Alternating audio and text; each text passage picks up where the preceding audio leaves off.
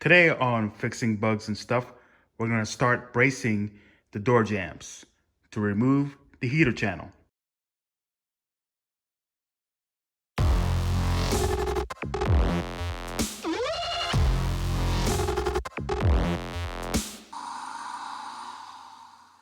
Okay, as you can see, I have some angle iron here. You can pick this up from Home Depot. I think they're like 14 bucks for 6 feet of it. So I got 3 of them. And what I did here was I measured from the end all the way over to about 42 inches here. So that's the first thing I'm gonna do is cut these.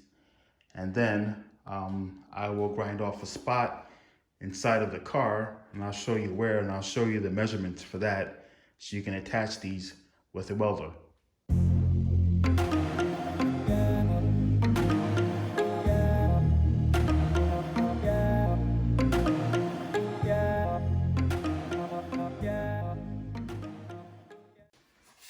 All right, so I'm gonna come up from here to the bottom of this post. I'm gonna come up about 3 inches here, and that's where I'll mark it. That's where the bottom of the angle iron I will do. So this area here will be taking the metal off. And what I want to do is I want to get where the carpet's going to be. You don't want to really get it here because this is where your paint is. But you want to get it here where the carpet will cover any grinding or any paint that's missing from grinding. And on this side, I'm gonna come up 6 or 7 inches. I'm gonna try to get this area here, to hold it in place. So 7 inches, well, 6 inches is good. So I'm gonna mark that. There, and I'm going from the top of the heater channel, going up 6 inches. There. And I'm going to mark the area. It's got a little bit of insulation on it. This is where I want to attach the other piece to hold the door jambs in place. When I take this out, these will kind of flex, and that's not what you want. They'll flex in a weird fashion. Got to do the same thing for the other side.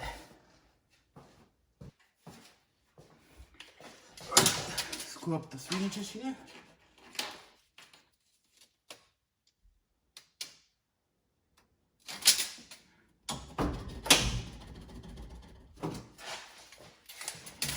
And about 6 inches.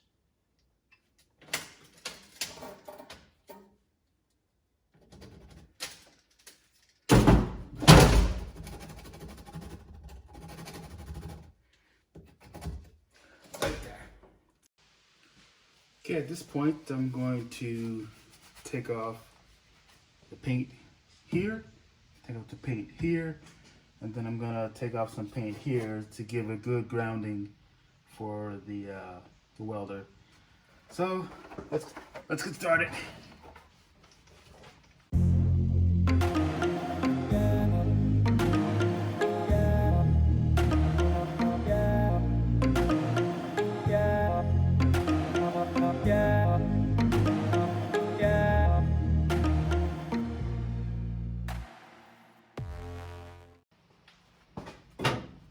I'm going to clean all the areas I'm going to weld, with alcohol.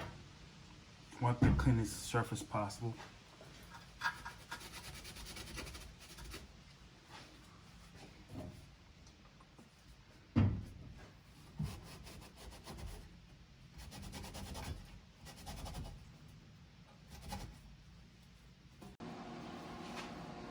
Okay, I'm going to tack weld. I'm going to hold this. I'm going to tack weld it in. Let's see.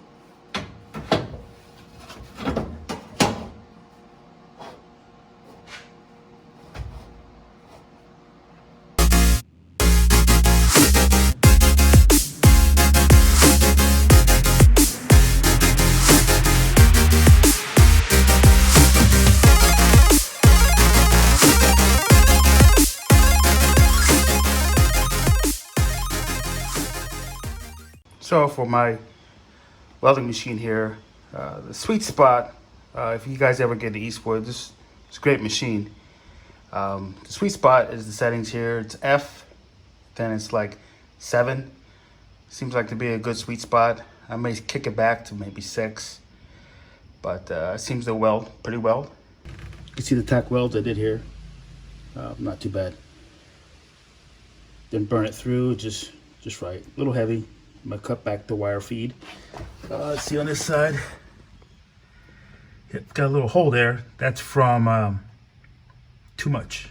So I cut it back. It was on, I believe it was on G. Cut it back to F, and it gave me better welds. So I'm gonna have to seal up that hole, but that's not a big deal.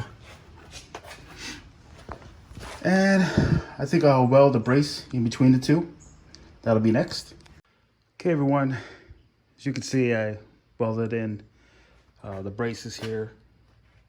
I had a brace in the center because I had it.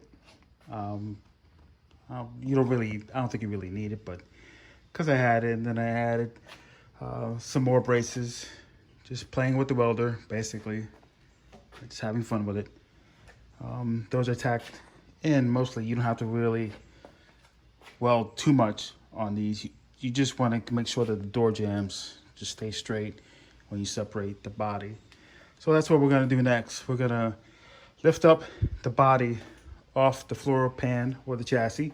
And then once that's done, I'm going to roll out the chassis, and then I will take off the doors. Okay, this is the current setup. I am taking down the chassis, and I put these two jack stands on center blocks here, as you can see. They don't totally sit on it, but the majority of it does, so it should be okay. Center blocks are 8 inches tall, so I am lifting it about 31 inches here, about 31 inches, which is attached to the brace here. Gives you an idea how high you need to go. Okay, you got the wheels sitting on the ground. You can see it's separated. Body here. Now we just have to do the rear. And that'll be next. Okay, as you can see, the chassis is off the body right now. This is the rear. I put the same cylinder blocks down, put this on the rear. I guess I could left just the stand, but I don't think I had enough to clear because it's very tight in here. So this, again, from the floor down up to this edge here is the lowest point, which is about 30 inches. So enough to clear the wheel. Wheel is the highest point, which I think is 24 inches. So that's how it looks right now. Of course, I have the brackets off of this, so I'm not using them, but I'm using the back of the apron here. And I put a ratchet strap on either side, just to make sure it doesn't slide anywhere.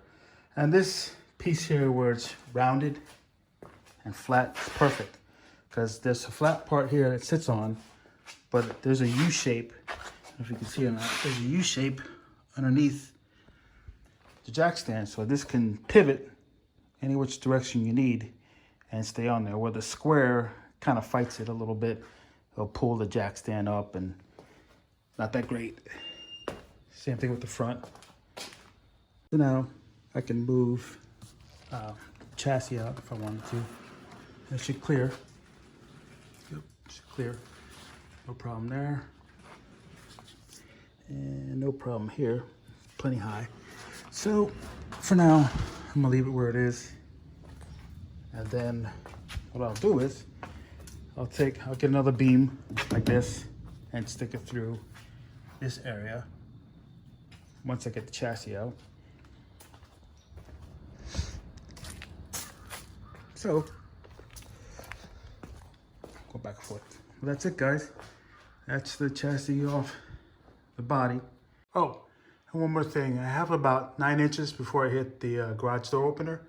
So those of you that have low garages, this can be done with a low garage. You have plenty of space up there.